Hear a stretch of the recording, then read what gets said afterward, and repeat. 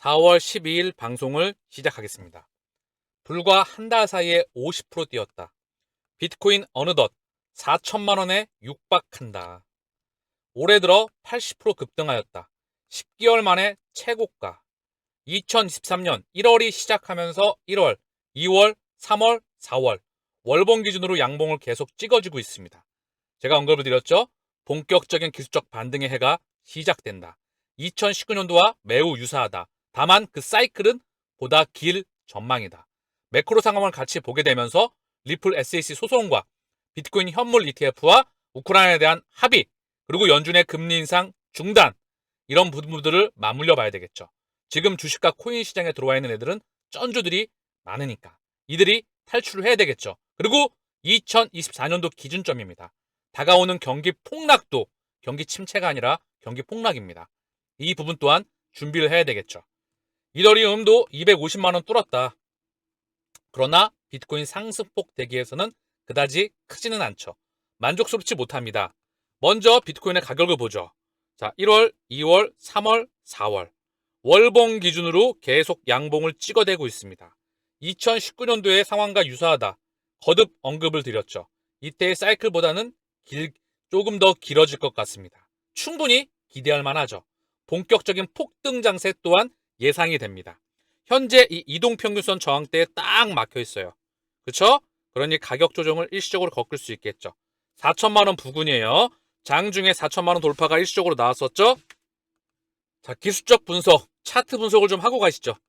자, 보면 매물대를 돌파했죠. 1월, 2월, 3월. 그리고 저항대에 막혔습니다.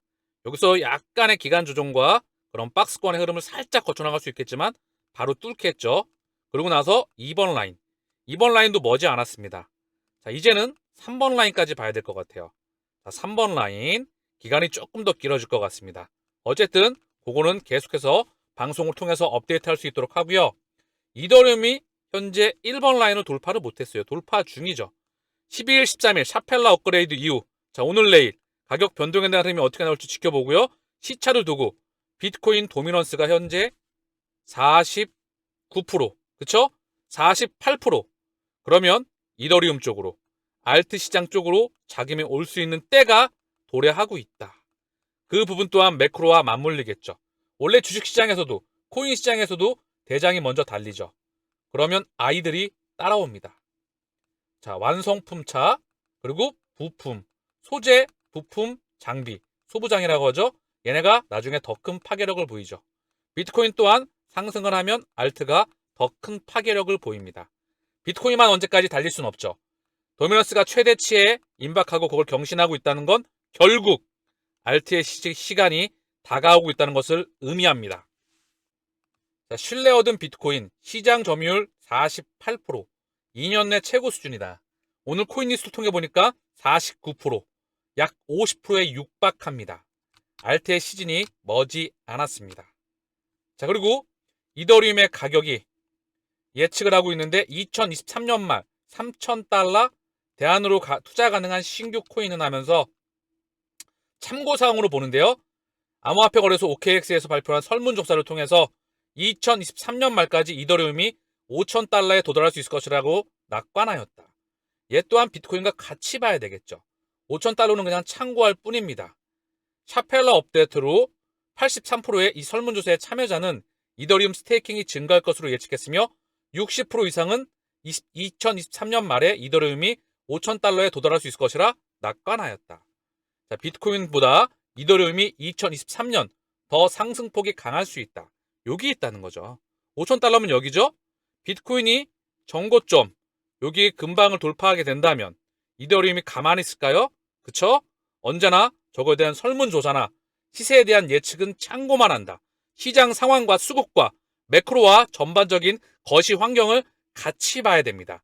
그래야 차트와 함께 기술적인 분석과 기본적인 분석이 병합되어야만 가격과 보다 정확한 그런 시세에 근접할 수가 있어요.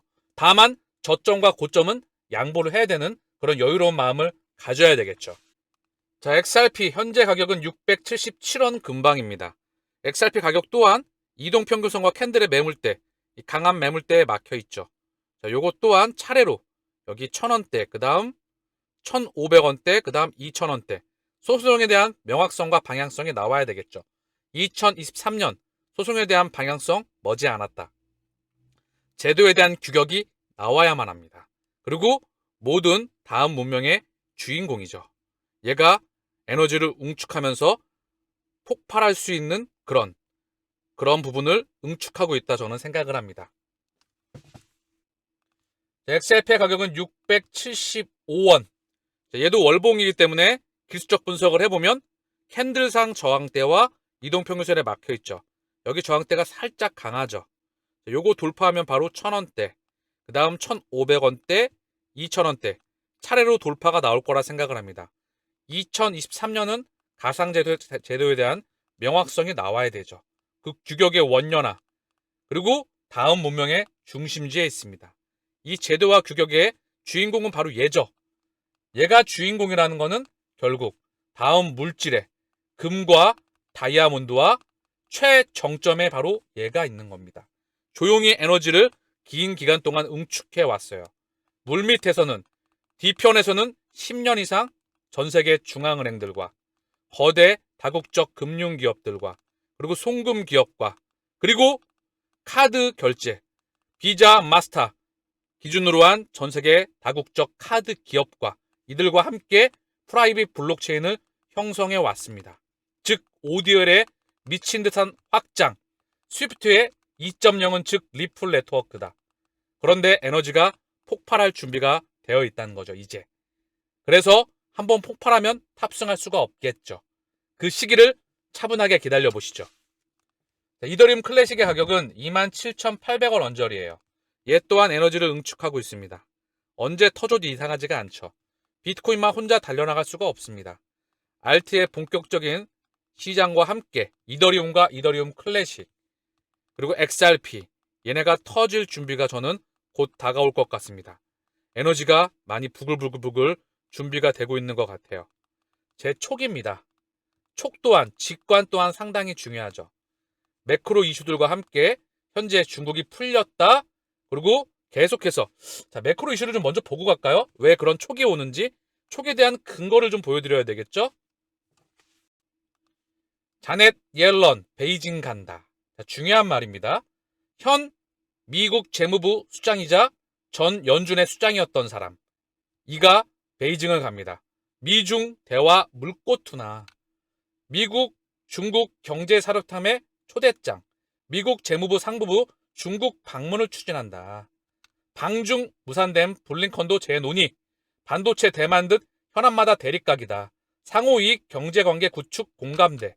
자, 보게 되면 미국 마이크론 조사 중국에서 반도체 대중 수출 규제, 중국산 배터리 광물 배제, 히토리 수출 제한, 해당 기업 M&A 심사 강화, 중국의 미국 기업 인수 제한, 틱톡 사용 금지, 유튜브 차단, 미국의 보복 관세, 미국의 보복 관세에 대한 대책, 대응, 중국산의 고율 관세 부과, 러시아 제재 주도, 대러 제재 동참 거부.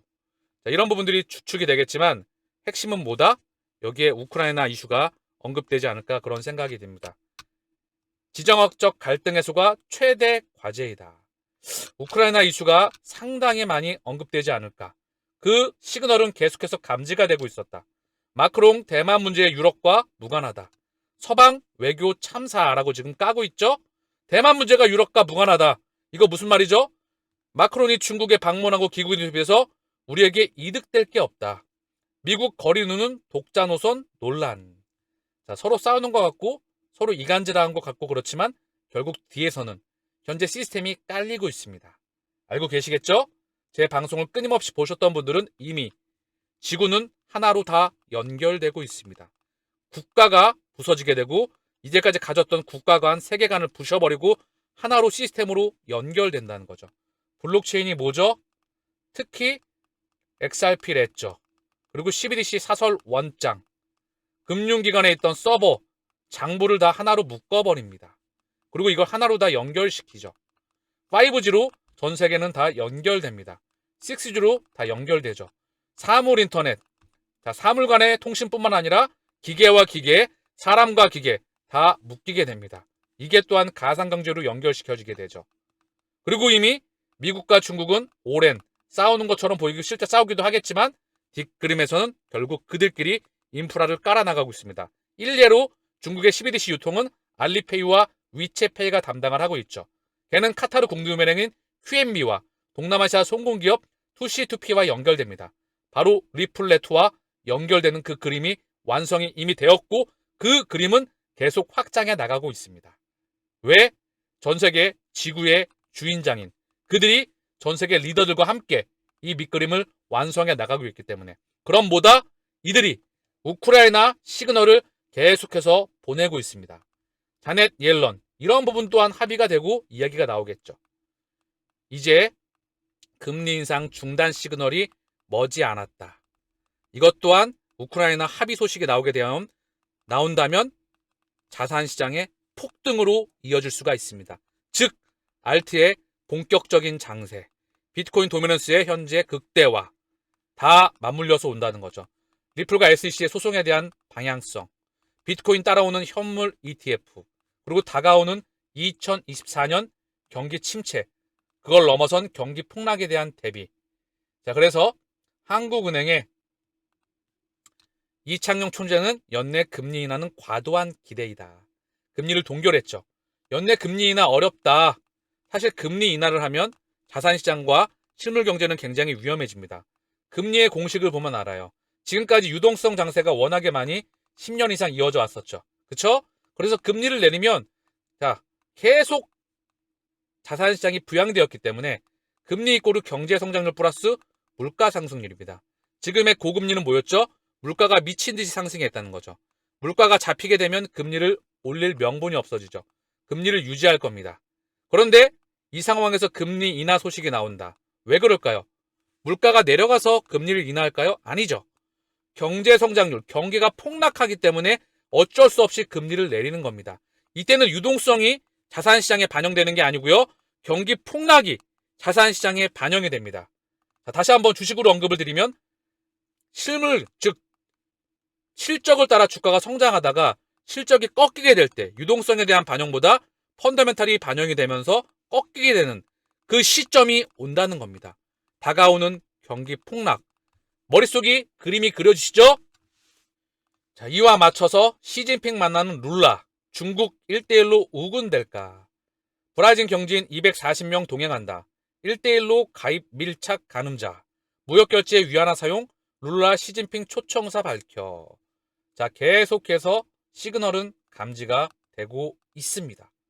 현재 자, 그리고 회계법인 KPMG 감사 실패가 실리콘밸리 사태 키웠다. 파산 직전에도 재무제표는 건전하다. 만기 보유주권 150억 달러 평가손. 중요 감사사항으로 지적 안 했다. 글로벌 4대 회계법인이죠. KPMG.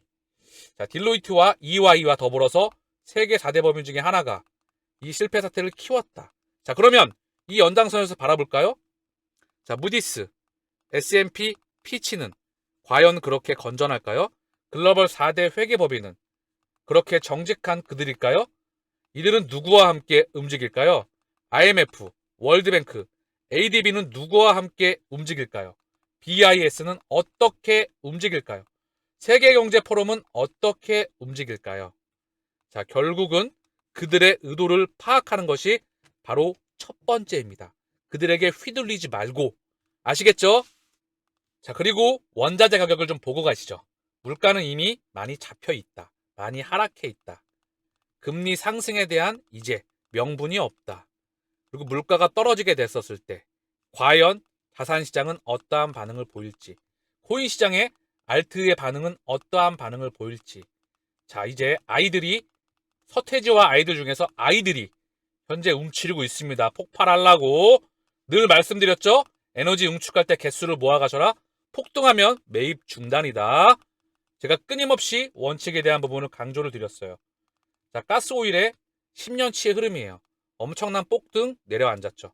한번 에너지 가격을 다시 한번 쭉 한번 살펴보세요. 지금 천연가스의 가격도 10년치입니다. 엄청난 상승에 나왔다가 꺾였죠. 그쵸? 얼마 되지 않는 그런 흐름이에요. 최근에 2, 3년간의 흐름입니다. 난방유 또한 폭등 나왔다가 좀 꺾였죠. 그쵸? 그리고 구리는 그나마 닥터코퍼의 역할로 얘는 꺾이는 것보다 경기에 대한 리부팅이 됐죠. 현재 경기를 다시 가동시키고 있습니다.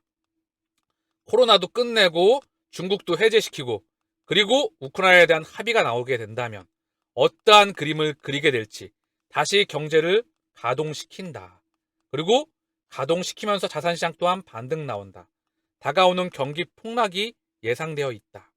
이거는 제가 아까 금리에 대한 금리 인하가 그다지 좋은 이슈가 아니다. 그 공식을 설명을 드렸죠. 이제는 경기 폭락에 대한 금리가 반영되면 자산시장은 이거를 반영할 확률이 무척 높다. 그래서 그에 대한 부분으로 시나리오 1과 2를 언급드려 왔습니다. 자, 그리고 니켈. 니켈의 가격은 뭐죠? 가격이 폭등했다 다시 얘도 폭락해 있죠. 그쵸? 옥수수의 가격. 옥수수의 가격은 폭등했다가 현재 가라앉아 있지만 가라앉아 있는 폭이 그다지 강하진 않죠. 에그플레이션이 우려가 되고 있는 상황입니다. 대두 또한 마찬가지예요. 그쵸? 옥수수, 대두, 소맥도 마찬가지로 상승했다가 좀 가라앉았지만 얘 또한 언제든지 급등할 수 있는 우려가 있습니다. 설탕은 최근에 고점을 경신해주고 있죠. 요즘 인플레 이슈가 많이 부각되고 있습니다. 설탕은요. 뉴스에서 또한 많이 언급되고 있죠. 그리고 국제 유가. 얘는 사우디에 오펙에 대한 사우디에 대한 감산이 있었죠. 얘 감산 또한 분명히 바라봐야 됩니다. 왜 지금 상황에서 감산을 했을까요? 우크라이나와 연관이 좀 있을까요? 뭘까요? 원자재 가격 폭락에 대한 대비일까요? 우리가 지켜보고 바라볼 수 있는 시간이 다가오고 있다. 이런 이슈들로 본능적인 촉이 오고 있는 겁니다. 시공 능력 100위권도 쓰러져 중견 건설사까지 줄도산. 작년 하반기 이후에 부도 법정관리 건설사가 급증하고 있습니다. 이게 뭐죠? 2023년 다가오는 경기 폭락에 대한 선행지표입니다. 대한민국을 포함해서 전 세계로 확장이 되는 금융 시스템 리스크. 그 부분을 우리는 준비해야 됩니다. 또한 그것이 와야 새로운 판이 열리게 되겠죠. 그쵸? 이게 미래를 읽는 통찰력입니다.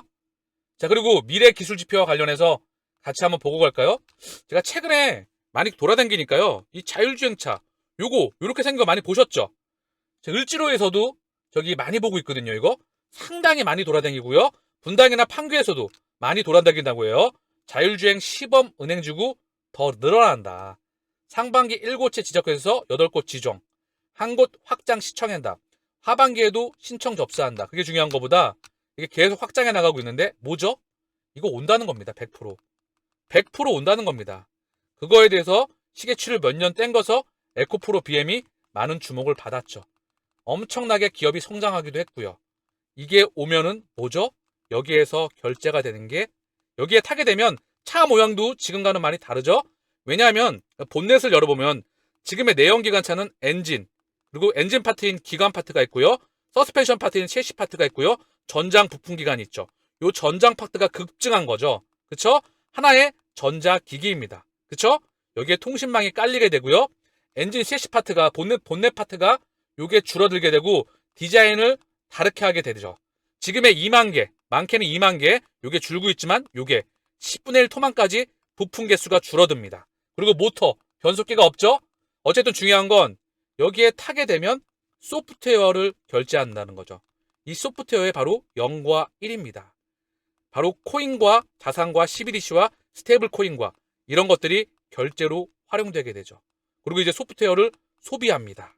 이 세상이 온다는 거죠. 하나의 로봇. 어두운 터널 천장 공사도 오케이. 로봇으로 안정성 쑥. 삼성물산 현대건설 로봇 동맹이다. 시공 안정성 정확도 모두 개선. 참여기업 늘러 연어체를 추진한다. 자, 이 로봇 많이 보던 거죠? 뭐죠? 빅도그. 현대자동차 그룹이 인수를 했죠. 뭐죠? 보스턴 다이나믹스. 미국 MIT 미디어 랩에서 바로 탄생했던 그 바로 빅도그와 보스턴 다이나믹스. MIT 미디어 랩은 바로 또 리플과 무관하지가 않죠. 리플의 대학 지원 프로그램인 바로 그 프로그램을 통해서 전 세계 대학 유수의 그런 부분들과 함께 성장해 나가고 있습니다. 어쨌든 중요한 건 다시 자율주행차가 나와서 로봇 이야기가 나오게 되면 그 연장선에서 4차 산업이 함께 움직입니다. 자, 이 보스턴 다이나믹스를요, 이 빅도그를 바로 구글에서 인수합니다. 구글에서 인수를 하고 소프트뱅크로 넘어가게 되죠. 이 소프트뱅크에서 바로 현대차 그룹으로 넘어가게 됐던 거예요. 다 이들이 기술을 바로 집약해서 기술을 빨대같이 빨아들였겠죠. 그럼 우리가 여기서 집중해야 될 건 구글, 소프트뱅크, 현대차에 와 있지만 결국 소프트뱅크의 손정희 회장의 비전 펀드에 투자가 되는 그림을 보면서 이 사람이 그리는 미래, 얘는 미래를 만드는 사람이에요. 이 사람은요. 미래를 예측하는 사람이기도 하지만 미래를 전 세계 기득권과 함께 만드는 사람입니다. 이 사람의 통찰력이 더해져서 점선면 전략을 주목하시길 바래요. 그래서 5G, 사물인터넷, 공유자동차에도 많은 부분이 투자가 되고 있죠. 그쵸? 로봇, 그리고 ARM, 2016년도에 당시로서는 엄청난 천문학적인 투자가 집행됩니다. 소프트뱅크의 바로 새로운 혁신이라고 했었죠. 비전 펀드를 통해서 ARM을 인수했었죠. 어쨌든 중요한 건 자, 그냥 보고 가시죠. 중요한 부분이니까. 다음은 플랫폼 전쟁입니다. 제가 오늘 방송에서 국가의 틀이 없어진다. 전 세계가 하나로 묶인다. 전 세계는 판때기로 연결된다. 이제 면적과 물리적인 공간을 떠나서 가상경제와 실물경제는 공존하게 되며 국가간을 넘어서게 된다. 그게 바로 플랫폼 전쟁이자 4차 산업 전쟁이자 가상자산과 코인과 CBDC와 리플과 무관하지가 않습니다. 손정희의 점선면 전략을 보게 되면요. 미국의 우버, 공유자동차죠. 결국은 자율주행차로 가기 위해선 전기차에서 공유자동차로 가야 됩니다. 중국의 디지투싱, 싱가포르의 그램, 브라질의 99, 인도의 올라, 차량 공유제국을 이미 완성했습니다. 비전 펀드의 자금을 통해서. 전자상 거래 중국의 알리바바, 한국의 쿠팡, 인도의 스냅딜, 싱가포르의 라자, 인도네시아의 토크피디아. 이미 여기에 면적으로 전 세계 면적에 바로 전자상거래 플랫폼이 점령이 끝났습니다. 여기에 국가도 복속되는 거예요. 아시겠죠? 이 차량 공유제국에도 국가를 넘어서는 그 복속되는 시스템이다. 국가와 함께 그 위의 권력과 함께 이 미래를 만들어갑니다. 각 나라의 전자상거래 장악, 아시아 전자상거래 플랫폼. 자, 그래서 차량 공유, 전자상거래, 자율주행차, 거대한 IoT 제국, 플랫폼 전쟁이다. 자, 손정희의 방향성을 보게 되면 1986년도에 바로 퍼스널 컴퓨터가 탄생했고 마이크로소프트 그리고 바로 일본에 독점 판매를 했었죠. 개인용 컴퓨터의 혁명이 오게 되면서 소프트웨어를 독점 판매합니다. 그리고 인터넷 혁명이 오게 돼서 야후 지분을 인수해서 야후 재팬 이 부분을 준비했었죠. 1996년, 2006년분에 보다폰, 2008년에 아이폰 바로 혁명이 오게 됐죠. 모바일 혁명. 그리고 4차 산업혁명에 대한 부분이 있어서 ARM에 대한 투자, 차량 공유, 자율주행, 전자상거래, 로봇, 반도체, 인공지능, 위성통신, IoT 다 이 부분에 투자하는 부분입니다. 또한 리플과 XRP가 여기 같이 함께 미래를 만들어가는데 저는 중심에 있다.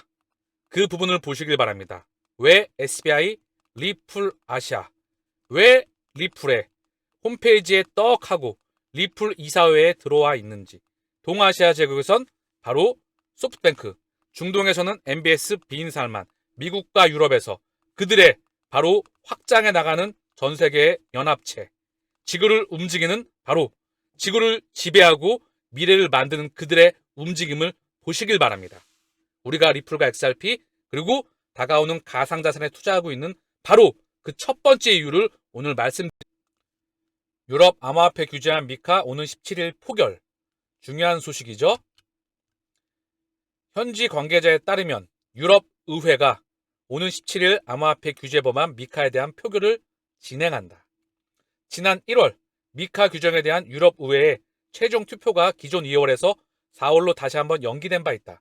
이번 연기 사유로는 400페이지에 달하는 초안을 24개의 언어로 번역해야 하는 부분이 문제로 꼽혔다. 이게 과연 문제가 됐을까요?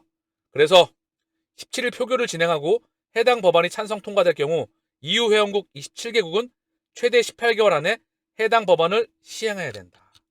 자, 저는 이것과 맞물려서 리플과 LC의 소송도 다가오고 있다 생각을 합니다. 규제에 대한 명확성 그리고 시행. 몬테네그로 중앙은행 CBDC 관련 리플과 계약을 체결하였다. 이미 전세계 중앙은행, 거대 금융기업, 다국적 금융기업, 송금기업, 카드, 국제카드 결제사 다 연결되어 있다.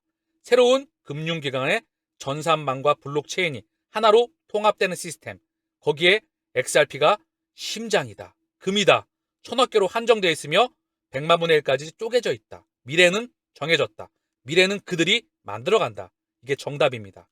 몬테네그로 중앙은행은 12DC 또는 스테이블코인 형태의 디지털 화폐 관련 전략 및 파일럿 프로그램 개발을 위해 리플과 계약을 체결했다고 발표했다. 리플X 관계자는 더 자세한 내용은 올해 말 공개할 것이라고 밝혔다. 중요한 소식이 계속해서 나오고 있습니다. 제레미 호건 변호사가 XRP 투자 계약 없어도 누구나 매수 가능하다. 리플 승소에 유리하다. 암호화폐는 분산되어 있어 누구도 네트워크를 소유하지 않는다. 따라서 누군가와 계약을 맺지 않고서도 XRP를 투자 목적으로 구매할 수 있다. 법원이 이러한 메커니즘을 이해한다면 리플이 이길 것. 승소를 하건 합의를 하건 마감이 돼야 되겠죠. 합의가 가장 좋은 그림이 될 거라 생각을 합니다. 약간의 벌금을 내고 그리고 계속해서 마무리가 되고 확장해 나가는 그 그림, 그리고 이제 본격적인 XRP의 시대, 그 시기를 우리는 차분히 기다려야 합니다.